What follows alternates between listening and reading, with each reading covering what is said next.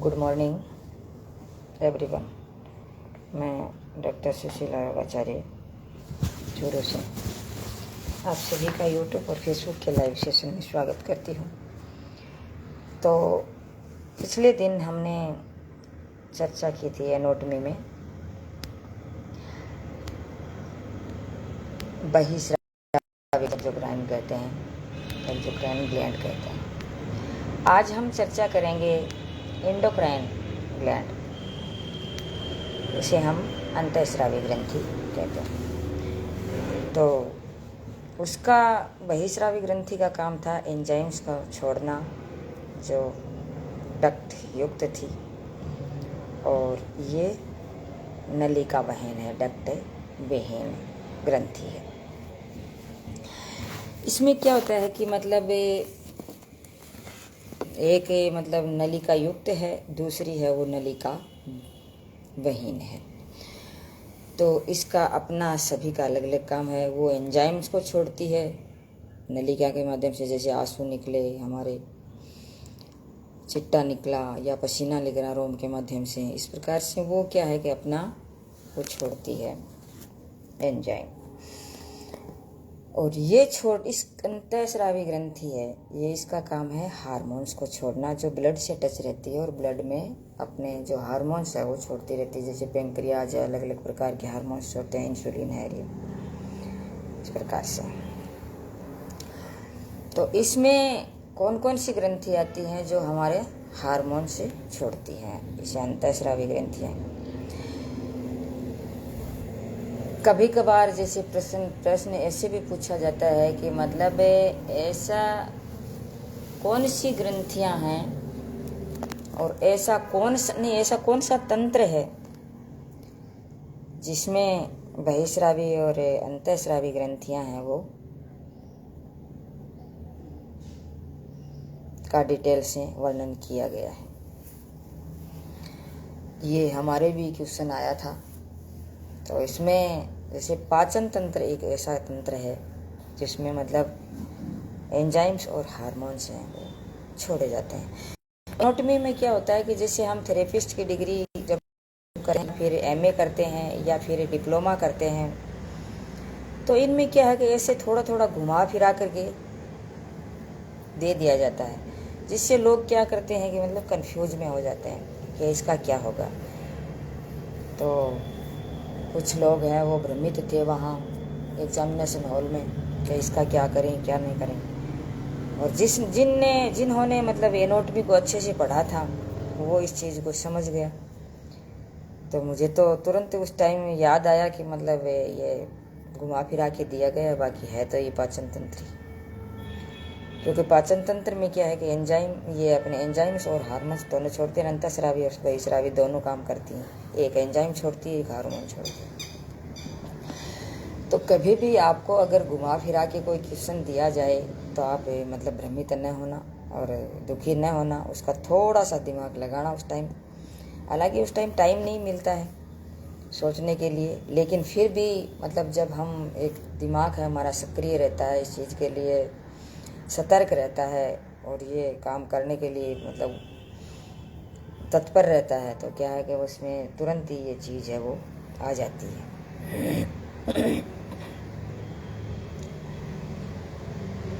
अभी टाइम तो ठीक है, टाइम देखते कि थोड़ा ही हुआ है, अभी तो योगा भी करना है। तो ऐसे क्वेश्चन आ जाते हैं तो उसका थोड़ा सा ध्यान रखने की ज़रूरत है। विशेष तौर से थेरेपिस्ट की डिग्री है जो मैंने अभी की है थी, उसमें भी ये आया था। तो अब चलते हैं हम एंडोक्राइन ग्लैंड की तरफ। इसमें सबसे पहले जो ऊपर हमारी जो ग्रंथि होती है वो होती है हाइपोथैलेमस। और हाइपोथैलेमस एक ऐसी ग्रंथि है जो भूख, प्यास, प्यार, दुख, अपने इस शरीर के सारा सिस्टम है इसको कंट्रोल करने का काम करती है। ये नर्व हार्मोन है उसको भी ये कंट्रोल करती है। और सभी अंतःस्रावी ग्रंथियां हैं, उस ग्रंथियों का कंट्रोल करने का काम इसका होता है। तो इसमें क्या है कि जैसे महिलाएं हैं, इसका जो महिलाओं का जो ये हार्मोन है, ये हाइपोथैलेमस है, वो ज़्यादा काम नहीं करता, कम ही करता है, मतलब ज़्यादा सक्रिय नहीं होता। और पुरुषों का ये जो हाइपोथैलेमस है बहुत ही ज़्यादा सक्रिय होता है। इसलिए क्या है कि पुरुष थोड़े से चक्कर पकड़ इस प्रकार से करते रहते हैं। उसका बाहरी दिमाग थोड़ा सा बाहर ज़्यादा काम करता है, वो मतलब घर में नहीं रह पाते, चक्कर पकड़ ज़्यादा ही करते हैं थोड़े से। और स्त्रियां हैं, वो महिलाएं हैं, उसमें ये ज़्यादा सक्रिय नहीं होता, इसलिए वो शांत स्वभाव की, धैर्यशील और होती हैं हर चीज़ में। उसके बाद में आता है पीनियल ग्रंथि, जो हमारी बायोलॉजिकल ग्रंथि है, जिसे हमारी जिस शरीर में, हमारे मस्तिष्क में, मतलब वो हमें जैसे टाइम है, जैसे टाइम देखते हैं प्राय हम क्या है कि हम घड़ी की तरफ बहुत कम जाते हैं, मतलब ये कितना टाइम हुआ ऐसा नहीं करते हम। लेकिन हमारे इस मस्तिष्क में एक बायोलॉजिकल घड़ी लगी हुई होती है, जिसे हम पीनियल ग्रंथि कहते हैं। वो बड़े होने के बाद में थोड़ा सा कम काम करती है, लेकिन जिसे थर्ड आई कहते हैं, जिसे मतलब हम थर्ड आई मतलब हमारी तीसरी आँख है। ये क्या होती है कि मतलब ये मेलाटोनिन और सेरोटोनिन नामक दो हार्मोन छोड़ती है। तो इसमें क्या होता है, मेलाटोनिन मतलब रंग चेंज होता है, इसमें रंग का फर्क पड़ता है। मेलाटोनिन जिसमें ज़्यादा बनता है उसका रंग काला होता है, थोड़ा काला रंग सा होता है शरीर का, चेहरे का। और जिसके मेलाटोनिन जिसमें ज़्यादा नहीं बनता है उसका रंग है वो गोरा होता है। और रात को मतलब ये ज़्यादा सक्रिय रहता है। और छोटे बच्चों में ये पीनियल ग्रंथि है बहुत ज़्यादा सक्रिय रहती है। सेरोटोनिन हार्मोन है, वो क्या होता है कि नींद लाने में सहायक होता है। कभी कभार बहुत से लोगों को मैंने देखा है कि मतलब वो क्या होते हैं कि मतलब अपने रात को लाइट जगा करके सोते हैं। तो लाइट जगा करके सोते हैं तो उससे वो हार्मोन है वो नहीं निकलता है और हमें नुकसान देता है। वो क्या होता है कि वो हार्मोन तभी निकलता है जब हम लाइट को ऑफ करते हैं, अंधेरा हो जाता है, तो वो मेलाटोनिन सेरोटोनिन हार्मोन है वो निकलता है और वो अपना काम करना शुरू कर देता है। तो इस प्रकार से आप इसके बारे में थोड़ा सा ध्यान करें कि मतलब लाइट है वो कुछ भी हो जाए, हमें लाइट को बंद करके ही सोना है। एक पिट्यूटरी ग्रंथि है जो मैं आपको लास्ट में बताऊंगी, क्योंकि वो बहुत ज़्यादा हार्मोन छोड़ती है, वो हमारे ब्रेन की बहुत ही महत्वपूर्ण ग्रंथि है। तो इसके बारे में डिटेल से मैं आपको बताऊंगी, अभी लास्ट में बताऊंगी लेकिन। और अब मैं आपके समक्ष चर्चा करती हूँ थायराइड ग्रंथि हमारी क्या होता है, यहाँ गले में होती है और ये अंतःस्रावी ग्रंथियों में सबसे बड़ी ग्रंथि होती है। और बहिस्रावी ग्रंथियों में मैंने आपको जैसे डिटेल से बताया ना थोड़ा सा, ये बहिस्रावी ग्रंथियाँ हैं, इसमें शायद हो सकता है बता दिया होगा जल्दी में, लेकिन मेरे थोड़ा ध्यान नहीं आ रहा है। तो बहिस्रावी ग्रंथियों में सबसे बड़ी ग्रंथि होती है लीवर, और अंतःस्रावी ग्रंथियों में सबसे बड़ी ग्रंथि होती है वो थायराइड ग्रंथि है, जिसे हम आउटू भी कहते हैं। ये हमारे लो बीपी है उसको कंट्रोल करती है और ये थायरोक्सिन हार्मोन निकलता है इससे।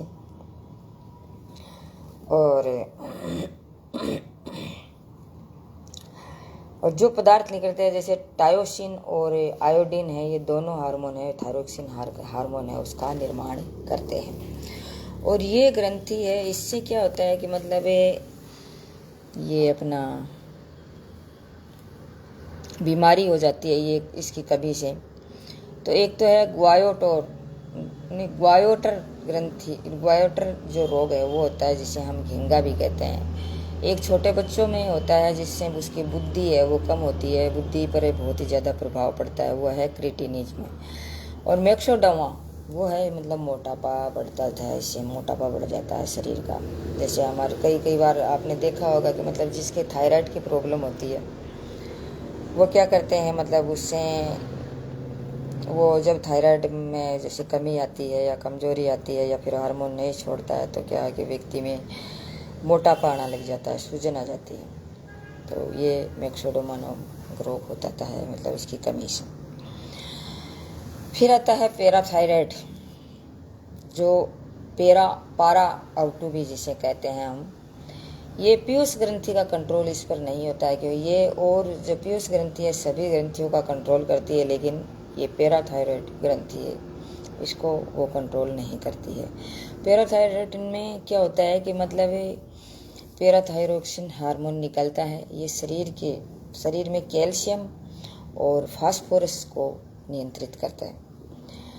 और ये 4 छोटी छोटी ग्रंथियाँ होती हैं हमारे इस पीछे, थायराइड के पीछे।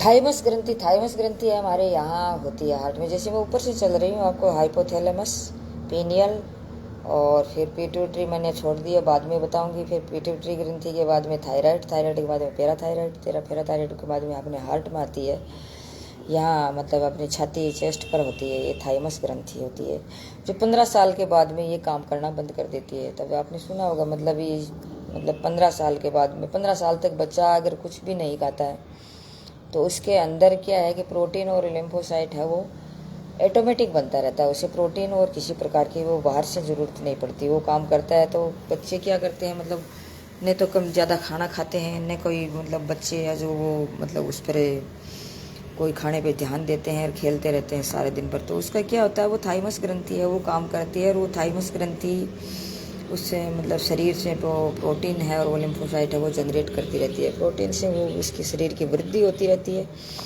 और लिम्फोसाइट है वो मतलब उसकी बीमारियों से रक्षा करता रहता है, इसलिए वो बीमार भी नहीं पड़ते हैं ज़्यादा 15 साल तक व्यक्ति।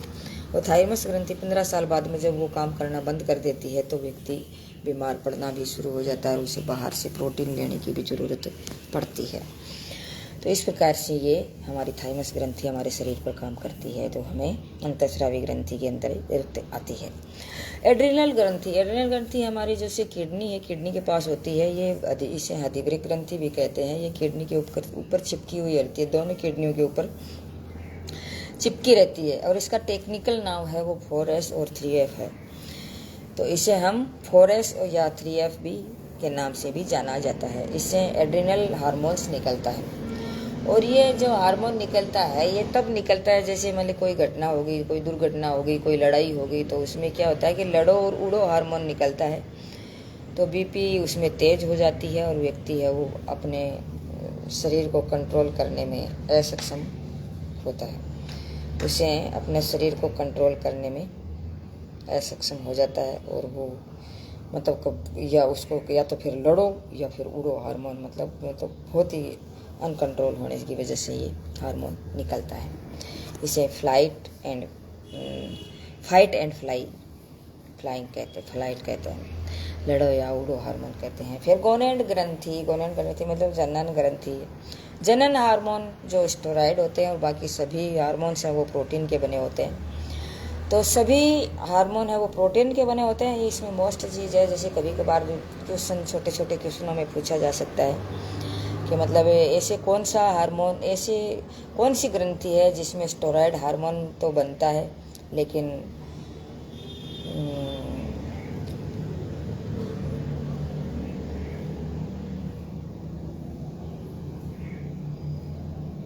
प्रोटीन, सभी हार्मोन हैं वो प्रोटीन के बने होते हैं, मतलब सभी हार्मोन और तो सब प्रोटीन से बनते हैं, ये स्टेरॉइड से बनते हैं। ऐसा कौन सी ग्रंथि है जो मतलब स्टेरॉइड हार्मोन निकलता है उससे, तो इसमें हम मतलब ये गोनेड ग्रंथि कह सकते हैं या जनन ग्रंथि इसे कह सकते हैं। बाकी सभी से प्रोटीन, सभी हार्मोन से प्रोटीन के बने होते हैं, प्रोटीन से बने होते हैं।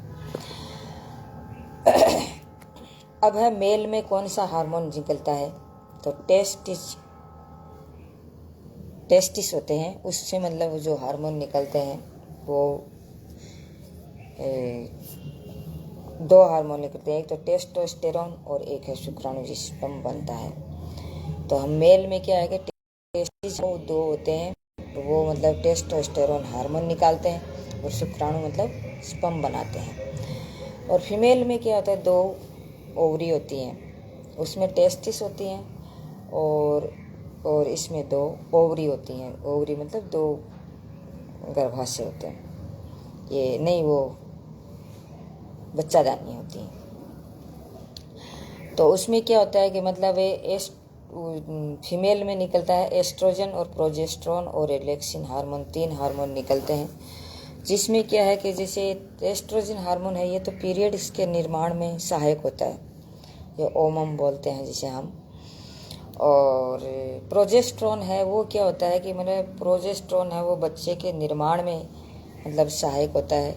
अगर ये प्रोजेस्टेरोन हार्मोन नहीं बनता है तो व्यक्ति, जैसे बच्चा भ्रूण है, एम्ब्रॉय है, वो जब गर्भ में होता है तो मतलब ये अगर हार्मोन नहीं बनता है, इसकी कमी होती है, तो बच्चा 7वें महीने में, 6ठे महीने में गिर जाता है और अबॉर्शन हो जाता है, मतलब दिक्कत हो जाती है। इसलिए फिर थोड़ी सी दिक्कत जब भी होती है तो डॉक्टर की सलाह लेना चाहिए। लेकिन जब मैं ये आपको ये कहना चाहती हूँ कि जब आप योगा करेंगे तो आपके सभी ये प्रॉपर जो हार्मोन है अच्छे से बनेंगे और ये इस प्रकार की दिक्कत आपकी समझ से नहीं पैदा होगी। एक हार्मोन और होता है, इसमें 3 हार्मोन्स निकलते हैं जैसे फीमेल में। रिलैक्सिन हार्मोन, रिलैक्सिन हार्मोन एक ऐसा हार्मोन जिसको मतलब इसके बारे में जो पढ़ता है, जो व्यक्ति साइंस पढ़ते हैं उसको तो पता है इस चीज़ का, डॉक्टर्स लोगों को भी पता है।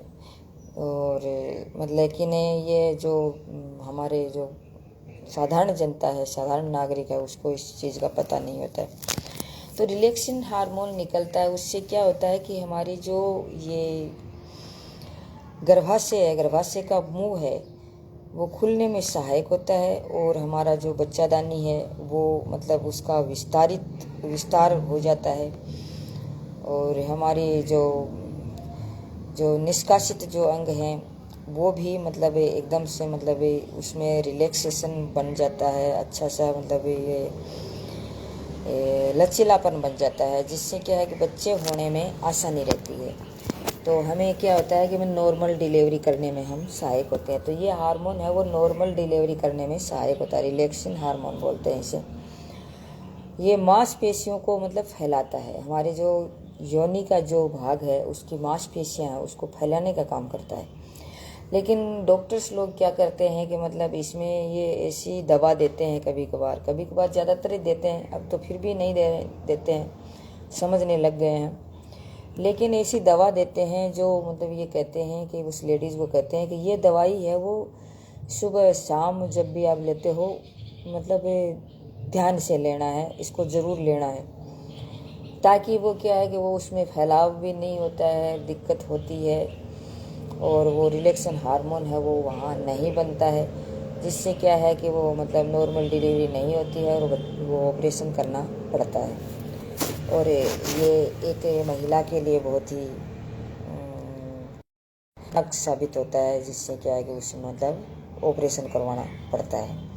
तो ये रिलैक्सिन हार्मोन बढ़ाने के लिए, नॉर्मल डिलीवरी करने के लिए आपको मतलब इस दवाइयों का सहारा न लेना पड़े, दवाइयों का सहारा मत लीजिए, नॉर्मल डिलीवरी करवाइए, ताकि आप अपने शरीर को और अपने जो निष्कासित अंग हैं, अपना जो योनि क्षेत्र है उसको अच्छे से बनाए रखने में सहायक हो। और योगा करते रहें, योगा करेंगे तो आपका वो ये क्षेत्र है वो अच्छा बना रहेगा, इसमें किसी प्रकार की कोई दिक्कत नहीं आएगी। इसलिए तो सभी को मैं बोलते हैं कि मतलब वीडियो सभी देखें, वीडियो शुरुआत से लेकर के लास्ट तक, कोई भी बहुत सी अच्छी चीज़ें आती रहती हैं, लास्ट में न मालूम ऐसी कोई चीज़ हो जिससे आप वंचित रह जाएं, तो वीडियो को लास्ट तक ज़रूर देखें, शुरुआत से लेकर के लास्ट तक पूरा देखें, लाइक शेयर सब्सक्राइब करें ताकि सभी तक अपना वीडियो पहुंच जाए, ताकि सभी इसका लाभ उठा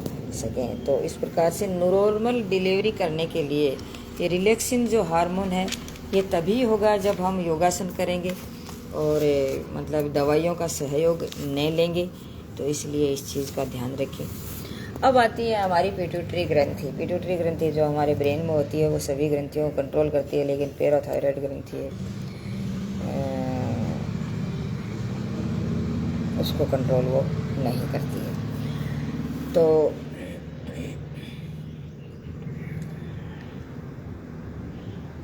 और इस ग्रंथि पर हमारा ब्रेन है वो टिका हुआ होता है। ये सबसे छोटी है, लेकिन पीनियल ग्रंथि है वो इससे भी छोटी है, जो बायोलॉजिकल ग्रंथि है। और ये सबसे छोटी होती है, 0.6 ग्राम की होती है, सबसे छोटी ग्रंथि होती है। पूरी बॉडी को ये कंट्रोल करने का काम करती है, पैराथायराइड को कंट्रोल नहीं करती है। पीयूष ग्रंथि जैसे मतलब बाप है, तो दादा कौन है इसका? हाइपोथैलेमस। हाइपोथैलेमस उसका दादा है, उससे भी ज़्यादा काम करता है, जो मतलब पुरुषों में चक्कर पकड़ करता रहता है। और उसके बाद में परदादा क्या है? परदादा हमारा ब्रेन है। ब्रेन कहता है वैसे कर लें, ब्रेन के अनुसार काम करें, क्योंकि हमारा माइंड ही ऐसा है जो मतलब काम करता है, जो हमें मतलब एक अच्छी दिशा दे सकता है। बाकी मन और ये हम इसके अनुसार, हमारे चित्त के अनुसार काम करेंगे तो हम किसी चीज़ को कंट्रोल नहीं कर पाएंगे, हम विचलित हो जाएंगे और बाहर की चकाचौंध की ज़िंदगी में जीते रहेंगे। एक हार्मोन ये छोड़ती है कि TSH, जिसे हम कहते हैं थायरोक्सिन स्टिमुलेटिंग हार्मोन, जो ये जब शरीर में थायरोक्सिन की कमी हो जाती है तो ब्रेन का काम होता है कि ये हार्मोन TSH हार्मोन छोड़ता है। मतलब शरीर में जिस थायरॉइड हार्मोन हमारे जिस थायराइड ग्रंथि छोड़ती है, तो थायराइड ग्रंथि में जैसे मतलब कोई प्रॉब्लम हो गई तो क्या है कि ब्रेन का काम होता है कि वो हार्मोन्स ये छोड़ता है, TSH मतलब थायरोक्सिन स्टिमुलेटिंग हार्मोन छोड़ता है, जो इसकी पूर्ति कर देता है और थायराइड को उत्तेजित करता रहता है। फिर आता है दूसरा हार्मोन है STH है, जिसे हम सोमेटोट्रोपिक हार्मोन कहते हैं। ये हमारी वृद्धि को नियंत्रित करता है, हमारे शरीर की वृद्धि। ये हार्मोन निकलता है तो हमारे शरीर की वृद्धि होती है। मतलब ये शरीर, जैसे कभी कभार आपने देखा होगा कोई व्यक्ति बहुत ही बोने होते हैं, जैसे टीवी में भी एक छोटी सी बच्ची आती है जो इतनी सी छोटी सी है, वो बहुत ज़्यादा बात करती है, लेकिन उसका ब्रेन बहुत काम करता है, तो वृद्धि को नियंत्रित करता है। ये मतलब STH है वो, ये हार्मोन। और जिसके ये STH ज़्यादा निकलता है तो वो व्यक्ति है बहुत ही मोटा इस प्रकार से ऐसा हो जाता है, और इसे जॉइंटिस बीमारी भी हो सकती है। और कम निकलने से बौना रह जाता है, बहुत ही कम मतलब हाइट रहती है उसकी। फिर है LTH, जिसे ये LTH की फुल फॉर्म है लैक्टोजेनिक हार्मोन, जो दूध के निर्माण में सहायक होता है। जैसे महिलाओं के दूध का निर्माण होता है या पशुओं के दूध का निर्माण होता है, वो इसी हार्मोन की वजह से होता है, जिसे लैक्टोजेनिक हार्मोन कहते हैं, LTH। इसे प्रोलैक्टिन हार्मोन, दूसरा नाम इसका प्रोलैक्टिन हार्मोन भी है। और